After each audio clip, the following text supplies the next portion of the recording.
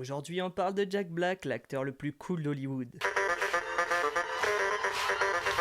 De son vrai nom Thomas Jacob Black, en hommage aux hommes de sa famille qui portent tous le même prénom, mais depuis toujours ses parents l'appellent Jack. Il débute sa carrière à 13 ans avec la pub du jeu vidéo Pitfall sur Atari en 1982. Son père déménage à Toulouse puis à Cannes lorsqu'il a 16 ans, et chance pour lui, le film dans lequel il a décroché un petit rôle, Bob Roberts, de Tim Robbins, est projeté à Cannes en 1992. Jack, ne jouant qu'un petit rôle dans le film, n'est pas invité à monter les marches. Mais aucun problème pour Jack, car il va s'incruster pour la première. Il reçoit même des compliments de Spike Lee sur sa performance. Puis lors d'une soirée qui précède la projection, il se retrouve dans une villa à fumer un joint avec Robert Altman, Tim Robbins ou encore Giancarlo Esposito, un des moments marquants de la vie de Jack. A noter qu'il fera une apparition dans Mars Attack de Tim Burton en 1996. Depuis 1994, Jack a un groupe de hard rock appelé Tenacious D avec Kyle Gass. Les deux amis s'étant rencontrés dans une troupe de théâtre à Los Angeles, troupe de théâtre dirigée par Tim Robbins. Jack a toujours voulu séparer sa carrière musicale de sa carrière d'acteur, c'est pourquoi il a failli refuser le rôle dans le film High Fidelity avec John Cusack, mais surtout en 2003 School of Rock ou Rock Academy en français, un film de Richard Linklater, qui est d'ailleurs sûrement un de mes réalisateurs préférés. Mais selon Jack, le script était tellement bon qu'il n'a pas pu refuser. La chanson finale a été difficile à écrire pour Jack Black, n'arrivant pas à en écrire une convaincante. Un soir, pour se vider la tête, il va voir The Strokes en concert, et ce soir-là, le groupe en première partie, The Money Suzuki, va lui faire une grande impression. Jack va les voir en fin de concert pour leur proposer d'écrire la chanson finale à partir des paroles qu'il a écrites avec Mike White. Le groupe répond qu'il va y jeter un œil, mais Jack Black est peu confiant sur le fait qu'il ait un retour de la part du groupe. Et c'est le lendemain même qu'il reçoit un message avec une maquette de la chanson terminée. Et hop, voilà la chanson écrite. Après School of Rock, Jack Black ne pourrait pas rêver d'un meilleur film duquel il est super fier. Alors lorsqu'il discute avec son agent de projet à venir, Jack évoque son envie de travailler avec le réalisateur de la trilogie du Seigneur des Anneaux, Peter Jackson. Le lendemain, son agent l'appelle pour lui dire que Peter Jackson veut travailler avec lui sur un énorme projet. Le réalisateur rencontre Jack pour lui montrer une séquence animée de ce à quoi doit ressembler le film, et c'est à ce moment-là que Peter Jackson lui propose de jouer dedans. Un rêve de gosse pour Jack qui est fan de King Kong.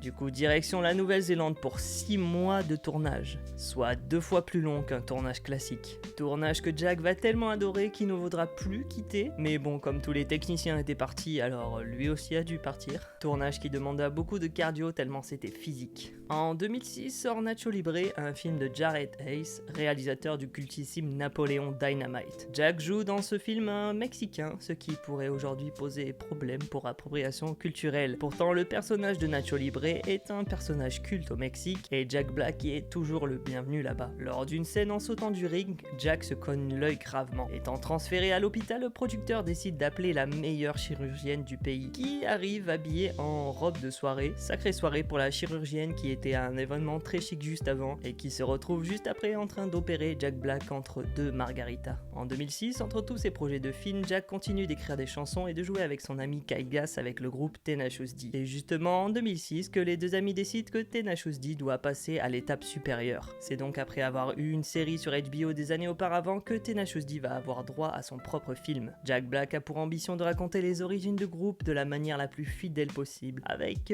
quelques petits ajustements, comme notamment combattre le diable par exemple. Le tournage est pour les deux musiciens une expérience incroyable puisque tous les artistes qu'ils voulaient ont répondu présent. Meat Loaf jouera le père de Jack, Dio pour jouer l'idole du jeune JB, Tim Robbins ou encore Dave Grohl pour jouer Satan. Les chansons sont fabuleuses, la promotion est incroyable avec clips musicaux ou encore passage dans le Saturday Night Live. Le film est sur orbite quand il sort et absolument personne ne va le voir. Ouais, Jack Black et Kyle Gass sont dévastés par cette nouvelle, mais ils restent très fiers du film. Le film va connaître une trajectoire inattendue puisque au fil des années, une fanbase va se créer autour du film et le film va atteindre le statut de film culte pour beaucoup de personnes. Si bien qu'aujourd'hui, après presque 20 ans, les chansons du film Tenacious D sont toujours les chansons les plus populaires lors des concerts du groupe. Si tu aimes l'art que tu fais et que ça compte vraiment pour toi, c'est tout ce qui importe car ça peut trouver son public avec le temps. 2006 toujours une année très productive pour Jack, puisqu'il se voit offrir le rôle dans The Holiday, une comédie romantique avec Kate Winslet. Jack qui acceptera le rôle pour faire plaisir à sa mère, et car le script était très bon selon lui. Mais surtout car il jouera avec Kate Winslet, ce qui fait halluciner Jack Black, qui succédera donc à Leonardo DiCaprio dans le rôle de l'amoureux de Kate Winslet. D'un Jack à un autre, c'est assez logique finalement. En 2008 sort un film culte puisqu'il s'agit de Tonnerre sous les tropiques. L'idée du film vient à Ben Stiller sur le tournage de Empire du Soleil de Steven Spielberg. C'est alors avec Justin Theroux qu'il se met à écrire le scénario du film et sera aidé dans son dernier acte par Ethan Coen. Film qui se veut être une satire des films sur la guerre du Vietnam comme Apocalypse Now, Full Metal Jacket ou encore Platoon. Film satirique dans lequel le personnage de Robert Downey Jr. est dépeint comme ces acteurs qui vont trop loin pour un rôle, allant jusqu'à faire même une blackface. Ou encore un producteur horrible inspiré par un véritable producteur que Tom Cruise a connu et qui est joué par celui-ci. Film qui sera tourné à Hawaï, un endroit paradisiaque pour un tournage qui le sera beaucoup moins, puisque Jack Black sera éjecté violemment d'un buffle sur lequel il devait monter. Un moment où Jack a failli mourir et qui à son grand désarroi n'a pas été filmé. En 2017, Jack rejoint le projet de Jumanji. Il s'agit d'une suite au film culte sorti en 1995 avec Robin Williams, acteur qui est une grande inspiration pour Jack. La suite de Jumanji se fera avec Dwayne Johnson, avec Kevin Hart ou encore Karen Gillian. Jack se verra lui offrir le rôle de la cheerleader la plus populaire du lycée, Bethany. Un rôle qui sera parfait pour Jack. De rocker à catcheur mexicain en passant par vétéran de guerre ou encore fille la plus populaire du lycée, on peut dire que Jack Black sait vraiment tout jouer. Dites-moi dans les commentaires quel est votre film préféré de l'acteur. Merci à tous de m'avoir écouté. N'hésitez pas à liker la vidéo et à vous abonner. On se dit à la prochaine.